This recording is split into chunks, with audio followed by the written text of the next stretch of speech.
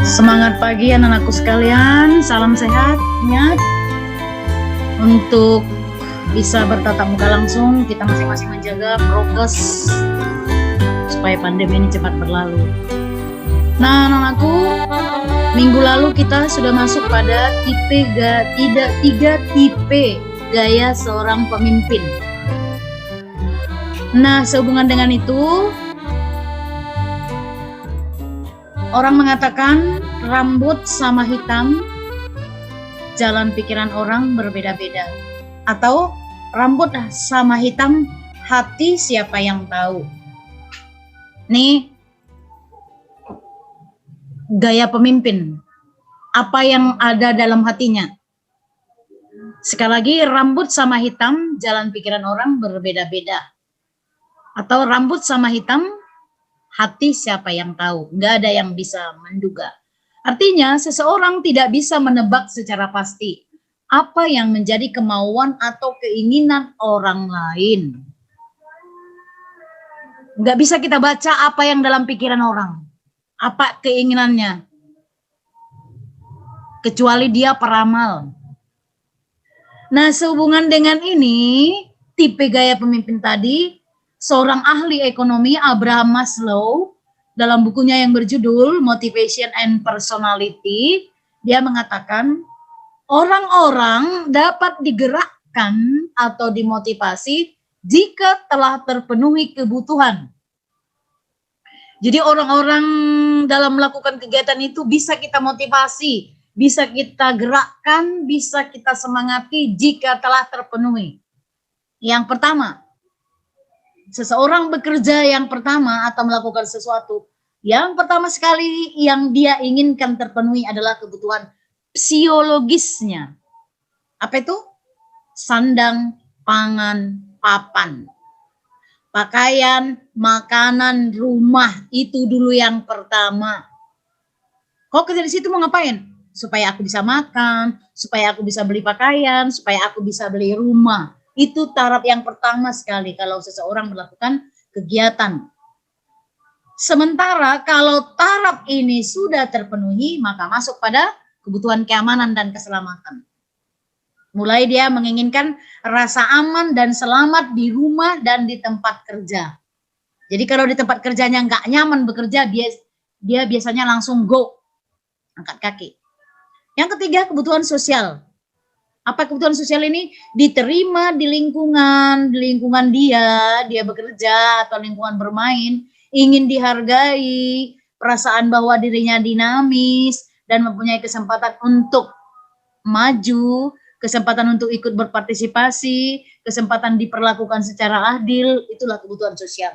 Berarti ingin tampil, ingin dihargai, itu sosial. Yang keempat, kebutuhan akan prestise atau harga diri. Yaitu setiap orang ingin mengembangkan dirinya. Jika telah mempunyai prestasi, barulah muncul prestise. Kalau dia sudah berprestasi, biasanya harga dirinya mulai muncul.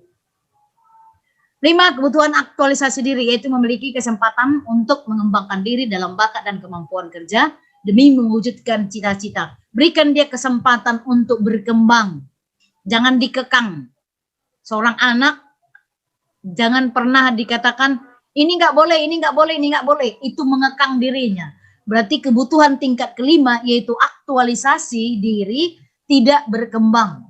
Ini bakal menciutkan dirinya. Demikian juga seorang karyawan. Jika dia tidak diberi kesempatan untuk mencoba mengembangkan dirinya, nah dia sampai kapanpun tidak akan berkembang. Jadi silakan berikan kesempatan kepada karyawan untuk berkembang jika Anda seorang pemimpin. Itulah fungsi yang ketiga, yaitu penggerakan atau actuating. Nah, pada kesempatan ini kita masuk pada fungsi pengawasan atau yang terakhir, controlling. Pengawasan, evaluasi, menilai, korektif. Ini termasuk pengawasan lah itu semua. Itu merupakan tugas untuk mengoreksi kesalahan yang terjadi. Meneliti, mengevaluasi, menilai, sampai melakukan tindakan perbaikan demi tercapainya tujuan. Jadi artinya begini, Kita sudah rencanakan, baru dikerjakan, didorong, baru yang terakhir tindakan mengevaluasi. Apakah yang dikerjakan itu sesuai dengan rencana awal? Jadi jangan direncanakan, dikerjakan, diawasi, disemangati, dimotivasi, terus dibiarkan. Jangan, tetap harus ada evaluasi. Supaya tahu sejauh mana perencanaan tadi berhasil atau tidak. Nah, apa tujuan pengawasan? Yang pertama, memastikan pekerjaan berjalan sesuai rencana. Nah, ini dia. Kalau direncanakan A, B, C, D, ternyata lari dari itu A, C, D, dilompati B. Nah, berarti kesalahan siapa? Di sana fungsi pengawasan harus bekerja. Yang kedua, mencegah adanya kesalahan. Artinya, kalau sudah direncanakan dengan baik, diawasi juga, maka kemungkinan besar itu kesalahan-kesalahan bisa semakin kecil. Bukan tidak mungkin ada kesalahan, pasti, tapi kesalahan itu bisa diperkecil persennya. Yang ketiga, menciptakan kondisi karyawan, menciptakan kondisi agar karyawan bertanggung jawab dalam melaksanakan pekerjaannya. Kalau kita berikan satu pekerjaan, nah kita minta kembali laporan pertanggungjawabannya, selalu kita nilai, kita awasi, kita periksa. Nah, dia pasti melakukan kegiatannya harus hati-hati dan berusaha melakukan yang terbaik. Karena dalam hatinya, nanti pimpinanku akan menilai. Jadi kalau kita sebagai siswa, nanti kan akan diperiksa guru. Kalau nanti nilaiku bagus, pasti orang tuaku juga senang. Nah, keinginan untuk diawasi itu membuat seseorang akan melakukannya lebih bertanggung jawab. Yang keempat, mengadakan koreksi terhadap kegagalan yang timbul. Kok nilai 50 lagi saya? Kok bisa ya? Di mana yang salah? Nah itu. Kamu koreksi kembali ke belakang di mana letak kesalahan. Supaya suatu saat tidak terjadi kesalahan yang sama. Yang kelima, memberi jalan keluar dari atas sesuatu kesalahan. Jadi kalau sudah tahu kesalahannya di sini, nah apa solusinya? Jangan sudah tahu kesalahannya tidak mengirim tugas, tetap aja tidak mengirim tugas, tidak memperbaiki diri, tetap mabar dengan kawan-kawannya, begitu kan? Nah itu game boleh saja, tapi gamenya pakai waktu ya. Jangan sampai lupa belajar hanya karena gamenya. Oke, pengawasan dapat berjalan efektif jika memperhatikan hal-hal berikut. Yang pertama, jalur atau urutan-urutannya atau routingnya. Mulai dari mana diawasi? Jangan diawasi di belakang duluan. Awasilah dari rute paling depan. Terus tahap demi tahap sampai ke belakang. Yang keempat, penetapan waktu. Kapan schedulingnya dibuat? Schedule mengawasi itu jadwal loh, jadwal. Jamnya, waktunya. Kapan mengawasi? Jangan pula masih baru diberi tugas, sudah langsung dievaluasi, jangan. Yang ketiga, perintah pelaksanaan atau dispatching. Perintah pelaksanaan artinya dalam mengerjakan pengawasan itu, lihat apa yang diperintahkan sebelumnya. Supaya apa? Supaya tahu apa yang mau diawasi. Gitu kan? Contoh, kerjakan bab 1 nomor 479. Nah, tiba sekarang mau diawasi. Lantas perasaannya yang mau diawasi, yang mau diperiksa nomor 1 sampai 10. Padahal perintahnya 479. Sehingga lebih banyaklah orang yang salah menurut dia. Karena apa? Karena dia tidak melihat apa yang diperintahkan. Perasaannya nomor 1 sampai 10, padahal yang diperintahkan 479. Kira-kira begitu contohnya. 4, tindak lanjut atau follow up. Lihatlah, jika sudah diperiksa ada kesalahan, nah lantas apa yang harus dilakukan supaya lebih baik lagi kegiatan atau supaya kesalahan yang terjadi tidak terjadi lagi. Itu artinya tindak lanjut. Oke, itulah hal yang perlu diperhatikan dalam pengawasan. Nah, sekarang perlu kamu perhatikan ada 6M, unsur manajemen. Ada manusia atau man, ada uang atau money, ada bahan atau material, ada mesin atau mesin, ada metode atau metode. Ini M, man, money, material, mesin, metode. Yang pertama, kalau mau memanajemen itu harus ada manusia. Manusia yang mau memanajemen.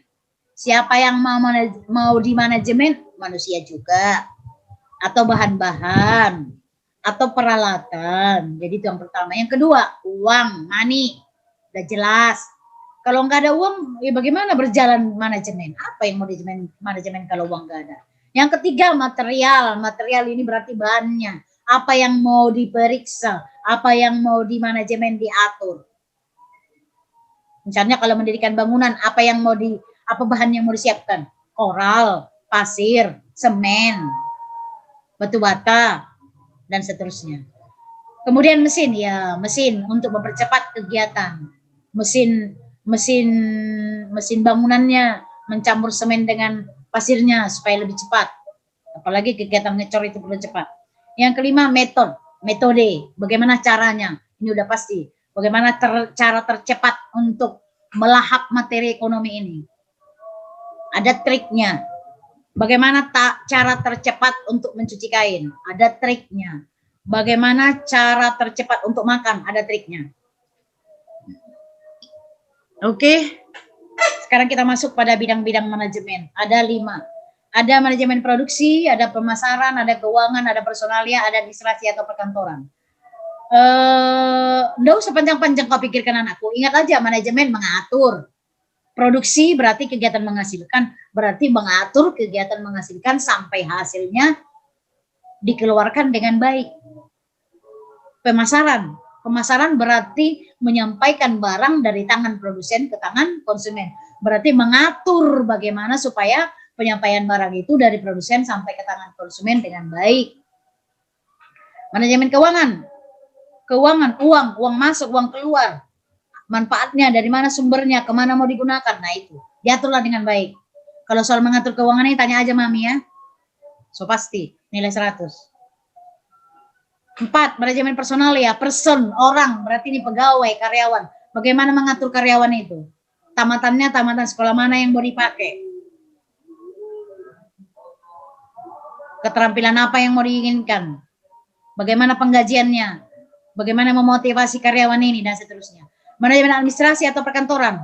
Ini soal surat menyurat, alat-alat kantor. Bagaimana sebenarnya alat-alat kantor itu letakkan sedemikian rupa sehingga efektif dan efisien dan seterusnya. Itu dia. Oke, kita mulai yang pertama, manajemen produksi, yaitu mengelola atau mengatur kegiatan produksi dengan baik, mulai dari mencari bahan atau input, proses sampai pada output yang dihasilkan lebih bermutu. Itulah di manajemen lah ya. Bagaimana menghasilkan tape ubi yang enak, manis, lembut, putih, cantik, sehingga hanya memandang kita udah ngiler. Nah itu.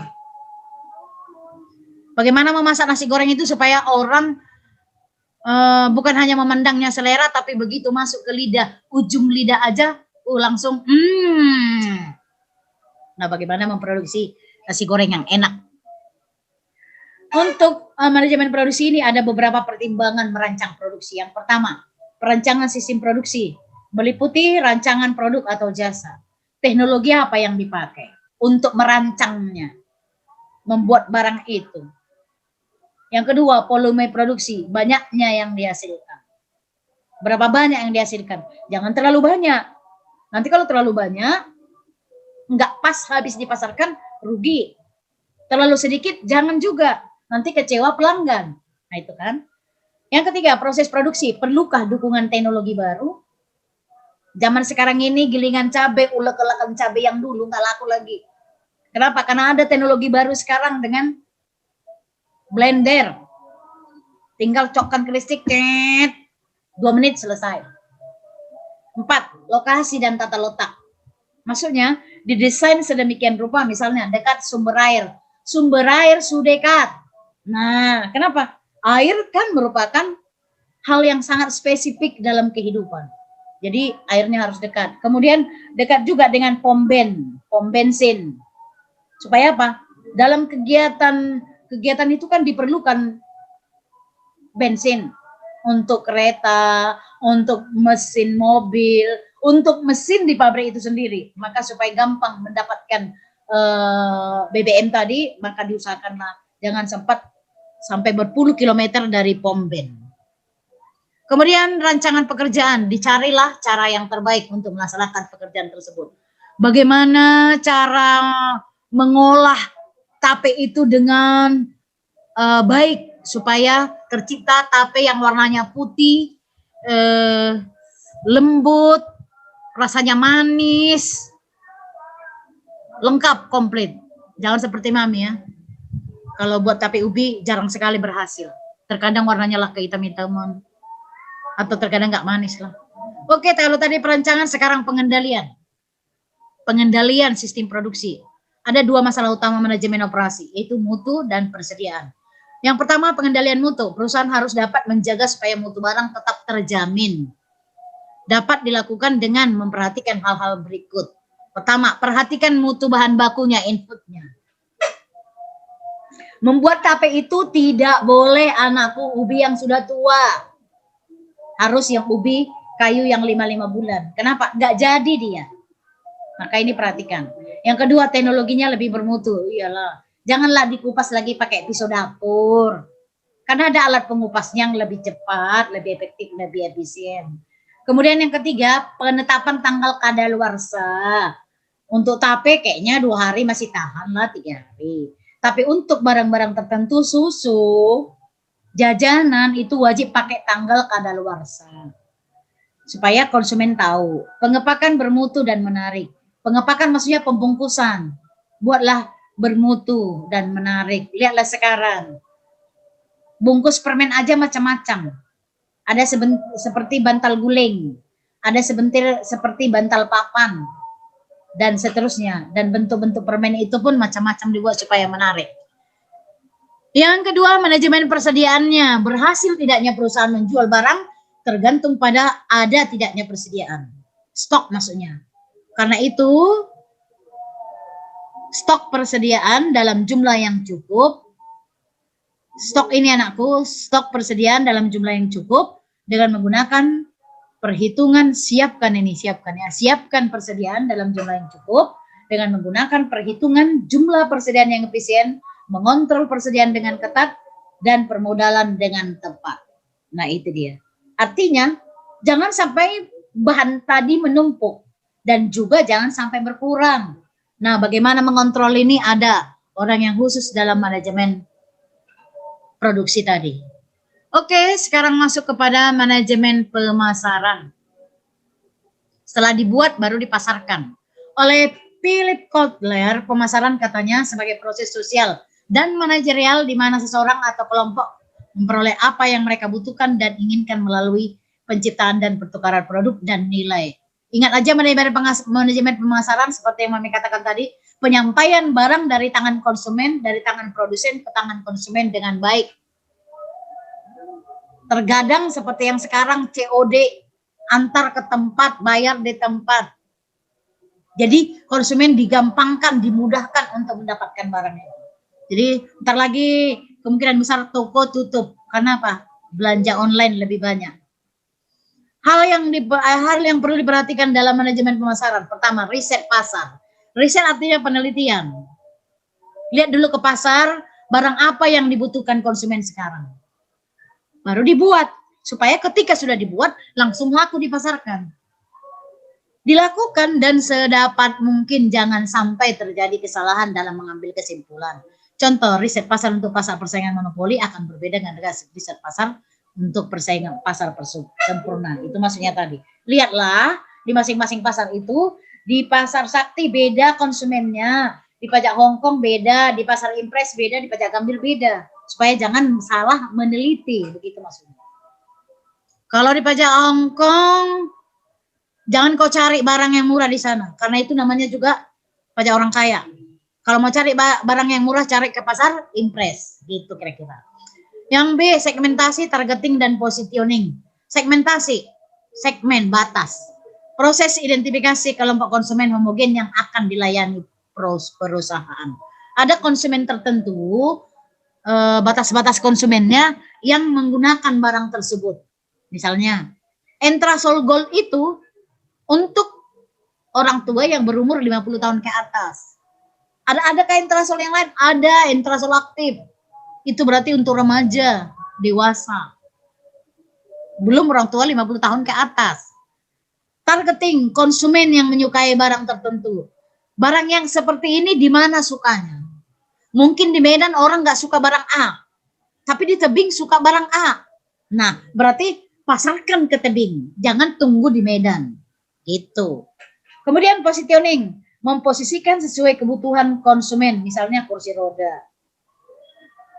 Di bandara itu perlu disiapkan kursi roda, karena kemungkinan besar ada orang yang tidak bisa berjalan atau orang tua atau yang sedang sakit, supaya juga bisa naik pesawat. Di rumah sakit itu juga disiapkan kursi roda.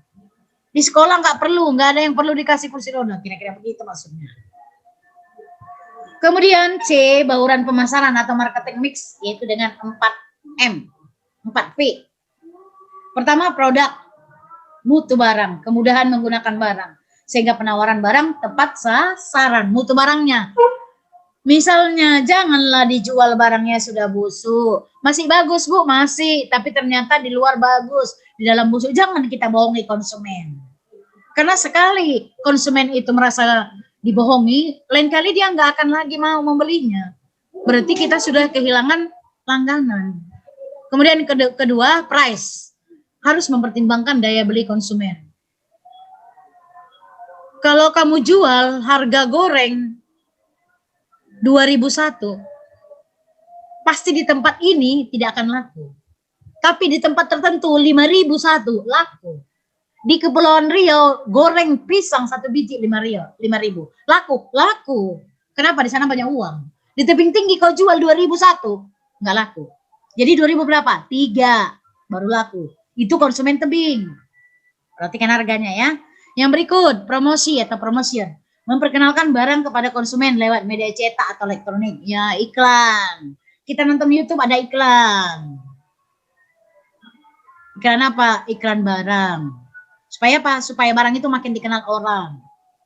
Mudah-mudahan tertarik sehingga laku. 4. Distribusi atau penempatan atau place. Harus memilih saluran distribusi yang tepat agar produksi sampai ke tangan konsumen. Nah itu, bagaimana supaya barang dari Jakarta, dari Bali, dari Sulawesi sampai ke tangan saya di Sumatera Utara, tebing tinggi Jalan Pusara Pejuang nomor 5 lewat JNT. Nah, buat distribusinya sebaik mungkin.